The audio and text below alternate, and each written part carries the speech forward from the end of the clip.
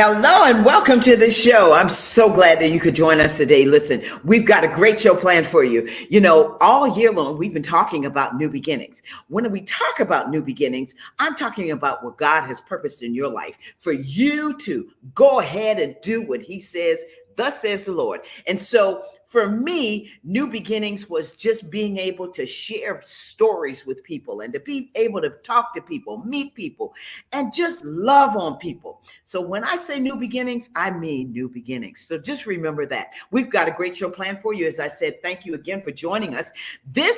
Today, I have the privilege of having a phenomenal woman on. Her name is Lady Sarah Priester. And so I just want you to sit back, relax, and enjoy because it's coming up next. The Cecil Williams South Carolina Civil Rights Museum is the Palmetto State's first and only museum. It honors a generation of people, black and white, throughout the state of South Carolina who deserve to be remembered for their unselfish commitments and sacrifices. Enjoy an immersive and entertaining virtual tour. For more information, visit www.cecilwilliams.com.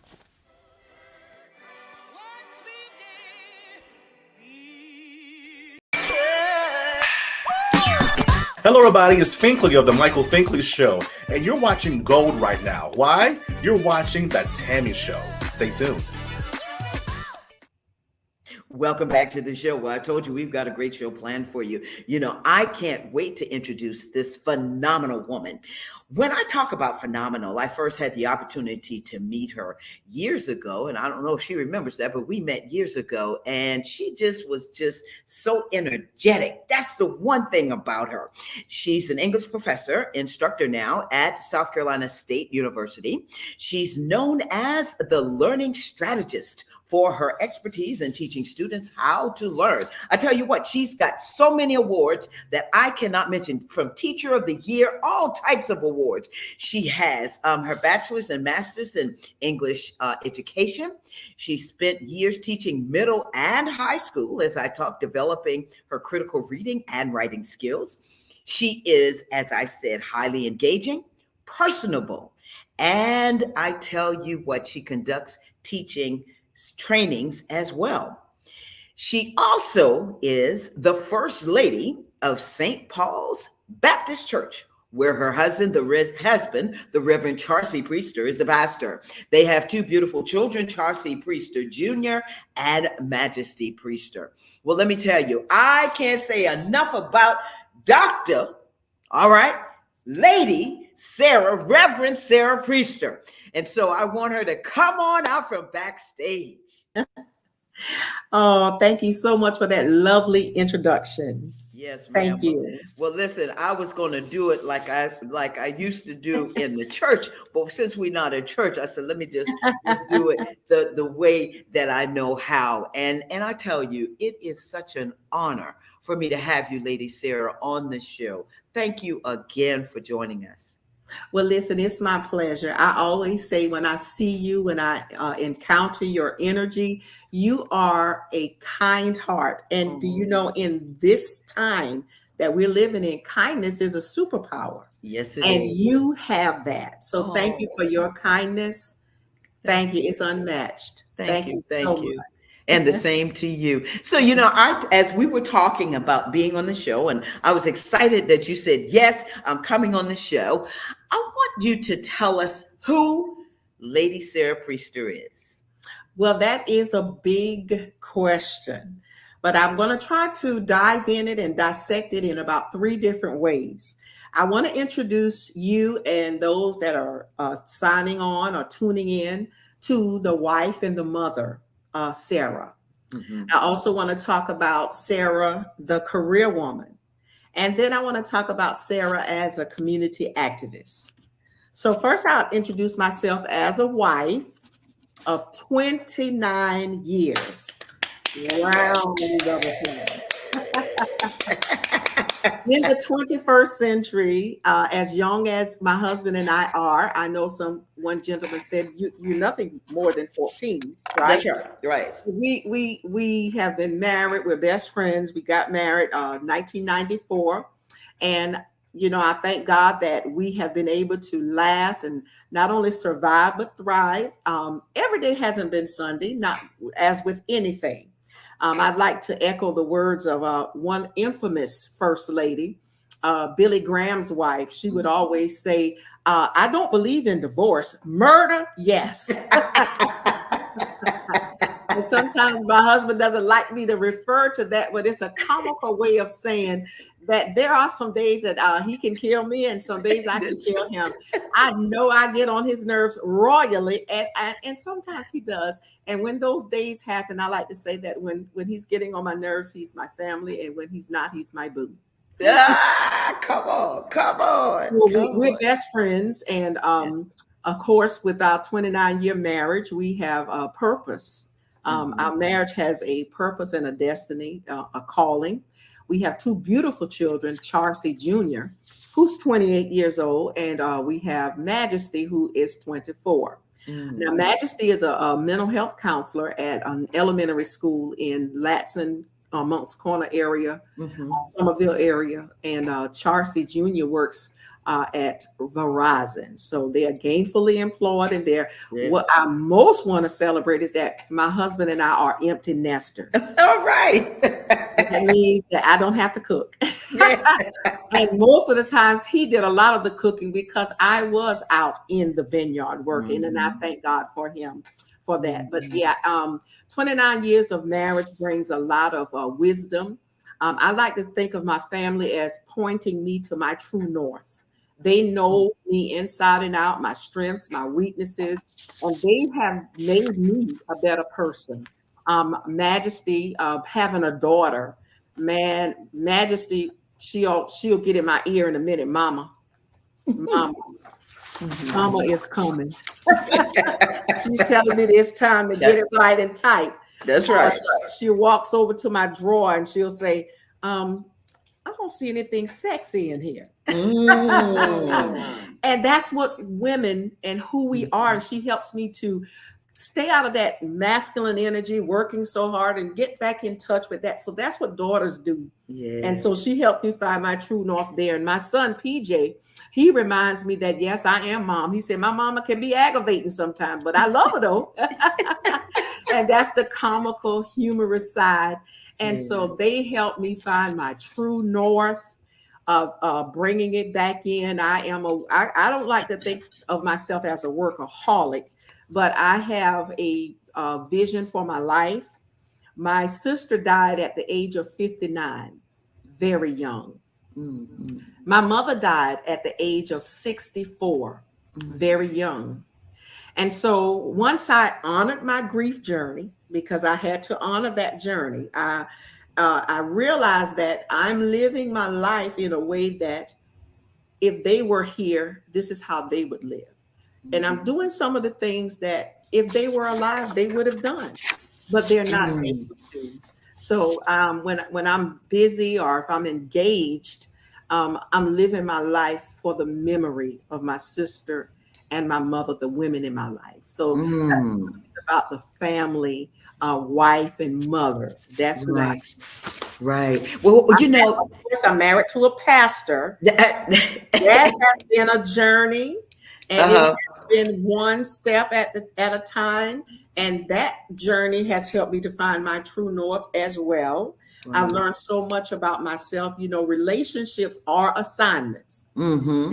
So I've learned how to evolve. I started at St. Paul at 35 years old, and now you can reverse that. And I've learned so much. I'm not that little girl, I'm a woman now. So I've learned so much about myself Wow. Wow. and how to serve in my Yeah. capacity. And you know what? I wanted to, so you took us into the wife and the mother, and then there's the teacher and the community activist. So what I want to do is break this up, and I want to dive into the teacher part because that's your career. What inspired you to start teaching? Well, I had an amazing teacher. Her name was Mrs. Coleman, and she was a psychology quest teacher. She was a social studies teacher, but there was a spinoff as that social studies teacher. And we had to take this nice little project where we had to take an egg around. Mm-hmm. And we carried that egg, and it was the goal of, and you may have remembered that activity. It was trying to prevent teenage pregnancy, That's right. understanding and the responsibility. And so I remember carrying my egg around, and I had this nice little ceramic dish. It was a bowl, it was peach. Mm-hmm. And I had my egg, my baby, wrapped up so nicely. And by the time I got home, my egg was all cracked. And I remember saying, I like the activity, but one of the things in that class I was asked to do, or the lesson was, I'm okay, you're okay. Okay. And I just remember feeling so inspired, feeling so accepted, feeling like I can be who I am. I'm okay, you're okay. And I decided that I wanted to be a teacher. So initially, I went to South Carolina State and majored in social studies education. And I did not like it. I did not thrive. I remember having a professor who said some things that that made me think twice about going into education. And then I really realized that I was not in the right area. So I switched my major to English, and I met the wonderful Dr. Sarah Washington. She calls me her namesake. And she took me under her wings. I could remember her fussing at me when I would wear my nail polish, and then I'd leave it on too long and it started to chip. She caught me in belt one day and she said, "And Sarah, take that nail polish off. You represent my name." And I remind her of that all of these years later. So whenever I'm going over or if I'm going to visit with her, I make sure that my nails are nicely done or there's no polish at all. But that's what inspired me to become a teacher. And what's your philosophy about education? Well, I believe that all students can learn. That was my initial philosophy. And I believe that they all can learn. We just need to find ways to win with our students. But over time, I began to develop my philosophy because life began to change. When I was at Brookdale Middle School, I first started out teaching in Estill, South Carolina. That's way in the low country. And I taught 10th grade. And I was responsible for helping those students pass the HSAP for the first time. And I was a first year teacher, but I had strategy because I taught myself to learn. Yes, I taught myself to learn. I taught myself how to learn. I mean, little tricks that I developed. And that's why I call myself the strategist. But I began to teach at Brookdale Middle School. And I remember walking down the halls of Brookdale Middle School, and I saw this little plaque on the wall. My principal was the one and only Dr. Charlie G. Spell. And that sign said, service is the rent that I pay for being on earth. So I understood that if I wanted to remain on earth, that I needed to become great by serving. And that's what motivates me. That's why I am seen in many spaces, because I believe that that's my rent that I pay for being a part of the living on this side of the River Jordan, as my mother would say. And I ended up going into the classroom, and I noticed that the students, there were a variety of learners. Some of those learners were lower level, some of them were advanced. So I had to move from all students can learn to learning how to individualize my instruction. And that's where I started to learn how to serve the underprepared students. 8 years in the middle school becoming an amazing practitioner. And so because I had so many a variety of learners, I had students who were finished and they were cutting up and they were busy. And then I had students who were struggling. Then I had students who were from different races. I had some Hispanic students. I had African-American students. And so I had to learn how to separate and divide my class and meet the needs. I had to learn how to keep them engaged while I work with this group. So I learned my philosophy moved from all students can learn to making sure that you know how to individualize that instruction. And too many educators complain about what the students are not or what they don't bring, and they don't know how to get in there. My boss, Dr. Janice Hall, gave all of the faculty a good college, making sure that we are college ready. Not just our students ready for college, but our colleges ready for these underprepared students. Right. Wow. Yes. And so I moved 3 times in my philosophy. The last time I moved was after having spent some time with Dr. Stephen Peters. Now, he was responsible for showing us how to capture the fish, clean the fish, then know how to fry it. All right. We needed to capture students. We need to captivate them, motivate them, then teach them. And there was that disconnect. Many students, I call it culturally relevant pedagogy, because our students come from homes that they are running themselves, parents are out working. They needed to know how to have agency in their classrooms. They need to know how to be in leadership of themselves in their own learning. And so I had to learn how to, yes, all students can learn when I individualize the instruction, but only after I capture, inspire, and motivate them. So that's what my philosophy. Wow. And you know what, Dr. Sarah, as you were talking, I remember my aunt, who's 100 years old now, my daddy's sister. Wow. What you're talking about was what they did back in the day. That's that old school teaching. Yes. Like you said, individualizing. And I appreciate you for sharing that, because my next question was about how you assist your students in achieving success. And you answered that question just like that. When we come back, because we've got to take a commercial break, but when we come back, I want to switch and talk with you about your writing workshops.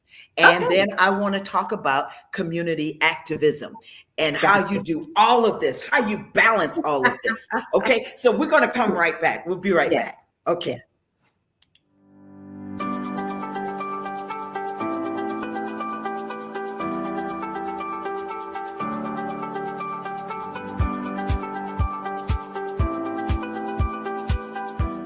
The Orangeburg County Conference Center supports downtown Orangeburg and our surrounding communities. The 6,000 plus square foot space is ideal for groups of up to 400 people attending corporate meetings, conventions, workshops, and special events. Conference Center staff are inspired to ensure that everyone can enjoy the modern amenities. State-of-the-art ballroom that accommodates up to 400 guests banquet style and 430 guests theater style. A warming kitchen with hot boxes, ice machine, refrigerator, freezer, and counter space. A lobby that accommodates 150 guests with special events outdoors. The comfortable outdoor amphitheater has a video wall and seating. Adjacent to the amphitheater is 12,000 plus square feet of green space that extends events outside, plus complimentary on-site event parking and additional parking across the street. Your event can take place all in one spectacular location. We welcome your special event in Orangeburg.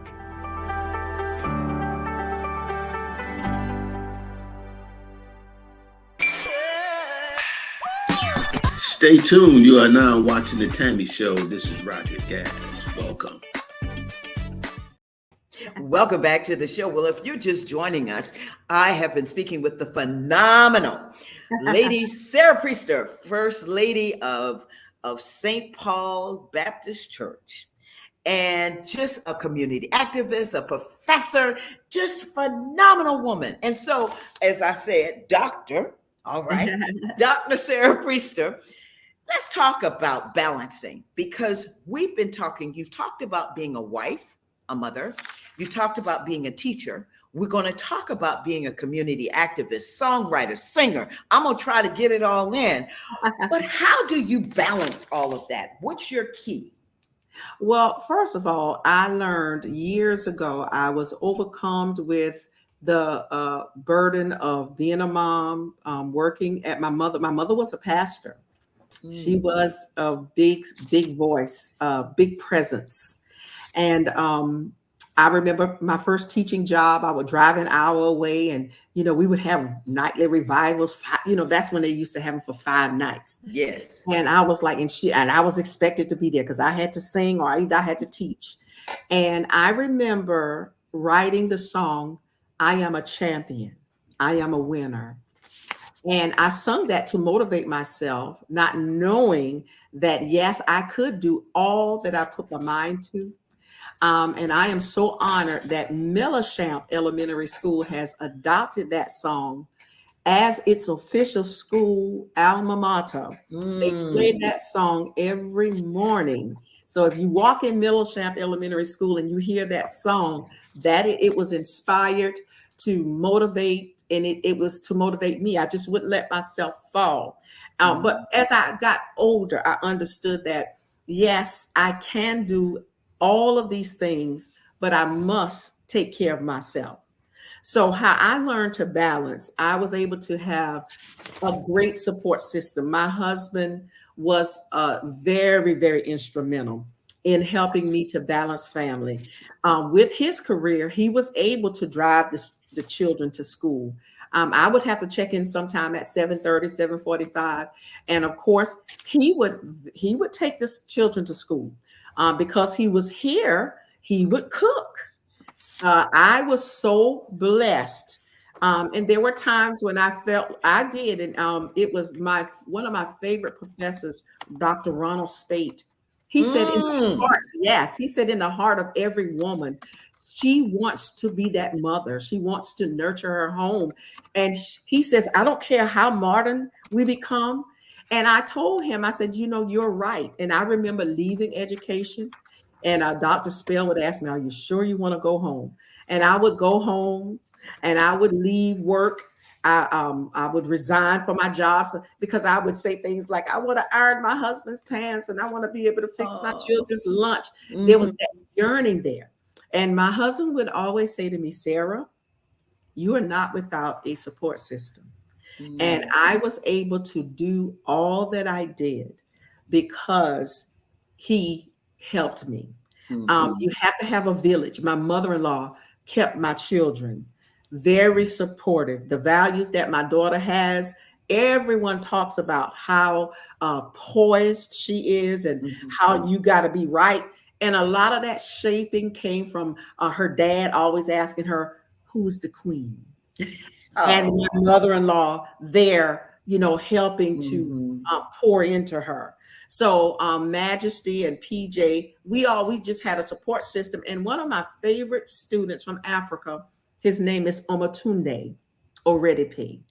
And we were in my office talking one day, and I said, he said to me, Miss Priester, we need you. We need what you bring. We need your nurture, even in the collegiate level. He says, You know, Martin Luther King was away from his children. His calling was much bigger. Michelle Obama kept wanting the kids to be put to bed at a certain time and wanted Barack to be there, but that wasn't his calling. And being that I was called in the marketplace, I left plenty of times and came, you know, when I had my grief journey, I honored it. I resigned. Dr. Spell said the last time, he said, I'm not going to stop her, let her go home. And sure enough, I didn't stay home. I started teaching at South Carolina State, adjunct professor. So I had just a lot of support around me. And that's how I was able to balance it all. I learned that I needed to get my rest. I learned that I needed to plan. I had to learn how to delegate. I would do everything myself, but then you grow. That's right. You learn. You learn, and I've learned. And so now I have this wonderful ritual that, and I learned that my mother-in-law would do this. When I get home, I take a shower, and then I get up on the bed and I read. This is my book called this is The Light We Carry by Michelle Obama. Yes. This book is 298 pages. So before, you know, I'm a PhD student, ABD, all but dissertation at the University of South Carolina, studying composition and rhetoric. And so I used to try hard to read one book a month. And to accomplish that, I would just take the number of pages that's in this book. So it's 298, right? Divided by 30. And I would have to read 10 pages every day. And that would be that book.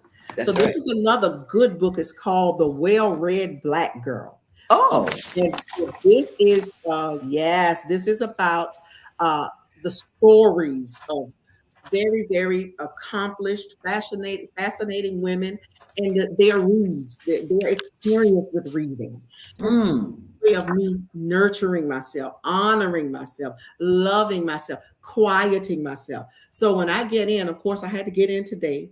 I cooked immediately, and then got up on the bed to do my preparing for you. So then I would have to read my 10 pages before I go to bed. And then this one is called Self-Care for the Black Woman. I have that one. Yes. So good. And I've done Love so it. much research and included these citations. And so these are the kinds of things, as you get older, you learn, you get wiser, and you just realize that, you know, I really wanted to save the world. Now I just make sure I have peace. That's it. That's it. Peace is so important. Yes. You know, when you said my ritual, my strategy to calm down is when my day is over, I get home, the first thing I do is take a shower. Yes. That's the very first thing I do, because it's like you're washing the day off of you. Yes. And then that part is accomplished. And then you have the rest of the day to just really be. That's right. And it's a good feeling. It's a good feeling. It is. Thank you so much for sharing that. You know, for women who are watching, you know, they're probably saying, God, I look at Lady Sarah and she has it all together. She has I wish I did. Going on. And so for you to be so transparent with sharing how you struggled with grief and how you come home and you take time, and then there's your best friend right there with you. You know, Lady Sarah, let's talk about community activism, because that's important to you. It's very important to me. What is it? What is it, and why is it that you found yourself being so involved in the community? And how did that happen? Well, I understand that great people empower other people. The reason my classroom functions so well, students show up to my class. Even when I'm not there, I appoint leaders. I literally go through the process of voting. I have a president in my class. I have a vice president. I have a secretary.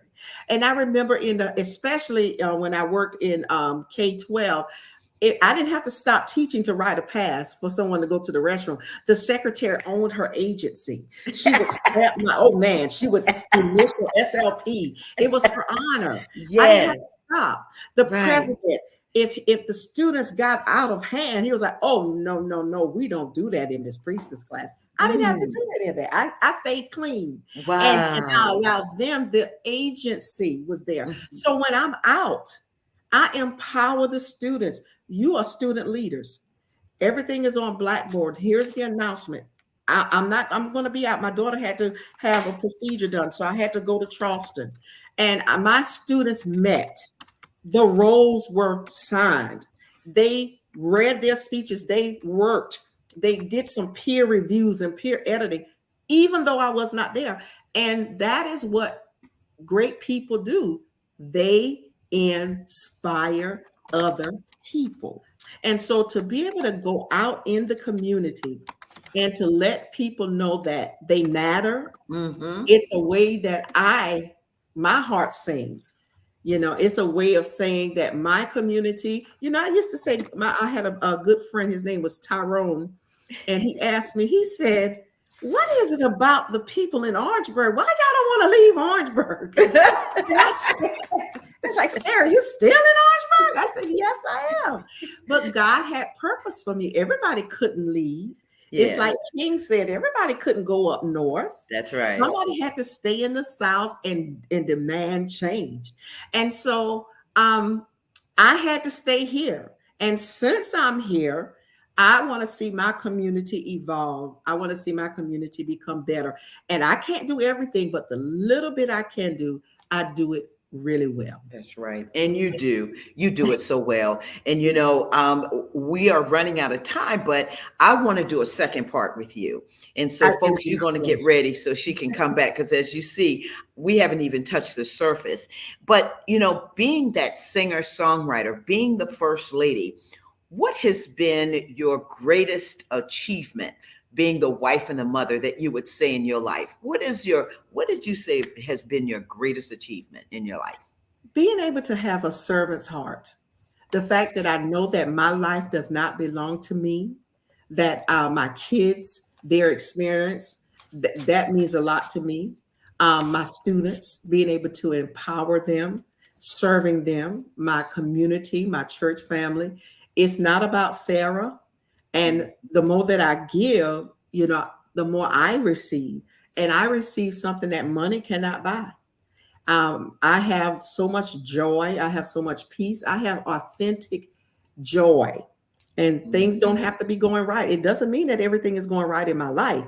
Right. I like to tell people, it's not that I don't have problems. The problems just don't have me. Come on. I learned that. I'm big. I've grown up now. Yes. I'm a lady now. I have this little catchphrase whenever I'm ministering. I tell the ladies to let's call on our inner Shanae and say, I'm a lady. Hey, come on. So Shanae from Martin said, yes, I'm a lady. That's right. I love it, ladies. And I have been, Cyndi Lauper said, girls just want to have fun. Mm-hmm. And I was that girl that the phone rings in the middle of the night. Daddy said, girl, when you gonna live your life right? But she says, oh, Daddy dear, don't be so, but girls just want to have fun. Then I became a woman. And a woman can be bitter, happy, sad, angry. I've been all of that. That's right. But now I'm a lady and I know how to give, to serve. And I now know how to have my responses a lot more classy than they used to be. Oh, wow. Listen, I love it. So, I do want to ask you, because there are viewers and they are just, I don't know if you've been seeing the comments, and Reverend Charcy, he's commented as well on his incredible first lady, his wonderful wife. What do you want viewers to glean from this chat that we're having tonight? I want everybody to know that this life that we live is a journey, and that you can evolve to your highest self. You can, as just like my philosophy of education, continue to change. You will continue to change. You will continue to evolve. My daughter, who's telling me, Mommy, summer is coming, having my students to say, we don't do that in Miss Priester's class. Having my peers, I was just honored after we had Leandria Johnson, Cynthia Parks said to me, keep being out of the box. And so just to hear those comments, because I have evolved, I've grown, I've gotten it wrong many times. but I've also learned to get it right. And that's what I want people to know, that we are all a work in progress. That's right. And what's next for you? What's next for Lady Sarah? Well, I'm tackling that dissertation for the PhD in English composition and rhetoric from the University of South Carolina. And then I'm going to finish my album. I have some songs that's out of this world. They are being sung, but I'm going to go ahead and submit everything. So those are the two things that take priority. My dissertation is taking priority now, but I'm also knowing how to balance, because I didn't, the whole time I was in school, I refused to let school consume me. There was an article that we read called Professionalization of Self-Care. And I had to learn how to be a student, but I also had to learn how to be a wife, a mother, and to still do my church duties. I just never put my PhD before the things of God, neither before my family or myself or my friends. And I was able to navigate. And I'm grateful that I was able to do that, because I still still got a husband. I still got children. I still have some of my peers, Yes. it didn't change me. I changed it, and I've grown so much. And I do want to talk with you about healing trauma in African-American women as a process, literacy as a process in the healing of trauma, looking at slavery, radical Black tradition. I didn't know how much slavery and bondage I was in until I began to study some of these things. People like Audre Lorde and Sonia Sanchez and Nikki Giovanni, all of these women, these voices that are telling me how to be a revolutionary woman. So I definitely would love to be able to continue this conversation. Oh, yes. I have more to say. I'm sorry, we're running out of time. No, listen, I'm going to have you come back and do part 2, because as you talk about health trauma, and we talk about mental health in the African-American community, especially within women and just families in general, we're coming up on the holidays. And so, it's so important. We will be doing a show on that, but I also want you to come back, because this is a part of your research. Right. And I want to hear more about your research. And I know everybody does. So we're just giving them a tease right now. Yeah, just a little teaser. So the last question that I have for you is I want you to just tell us in three words that describe you, that describe Lady Sarah. 3 words. Well, it was Trustee Edward Connor who said, I am the Energizer Bunny. And I keep going and I keep going. I keep showing up and I keep showing up. And I keep smiling and I keep smiling. Despite life, I have life. Life doesn't have me. I've been bullied by life, and I learned to stare life back down. So those 3 words, I'm that Energizer Bunny. I keep going and going and going. Smiling and smiling and smiling. And planning and planning and planning and preparing. Right now, I'm trying to get a dance class for the spring for my ladies. I've called PJ Snow. So if you're listening, PJ, I may be calling on you. That's right. That's right. Well, Lady Sarah, thank you. Thank you so much for spending the time tonight. And of course, I got to thank the Reverend Charcy Priester for sharing you with us tonight, because this has been a great time. I have learned so much about you, and as well as about what I need to be doing for myself. And when you talk about that balancing, so I want to thank you for sharing that with you, and thank you for being so transparent and so lovely. Thank you. Thank you for having me, and keep that superpower. Oh, kindness wins. Thank you. Thank you. You know it. Yes, ma'am. Well, listen, you take care of yourself. Praise the Lord. Pastor said, praise the Lord. And we're going to show that right now. You are quite welcome. Thank you, sir, for sharing her and her light with us. We just love you dearly. Thank you so much. All right. Have a good night. And thank you for the books too. Oh, yes. I got all 3. I have 2 of them. So I've got to get the Well-Read Black Girl. That's what I'm going to get. Well-Read Black Girl. That's what I'm really a good read.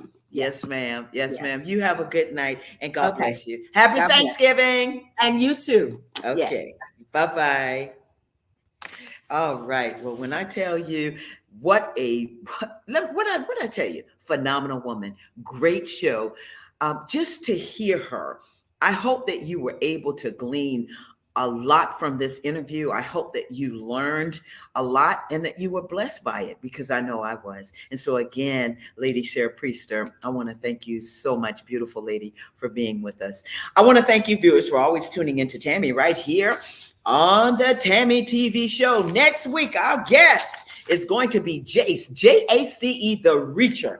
And when I tell you this is an amazing interview, you're going to want to stay tuned. He has a lot to tell us. He loves the Lord. And when I tell you, his story will inspire anybody.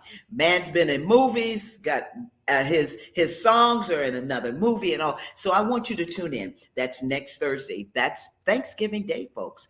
Thank you, producers Alicia, assistant producer Tiana, Willie. Yes, it went out, Willie. I know I have it right here. And want to thank you for always tuning in and for always all of your support, Willie and Tiana and Felicia.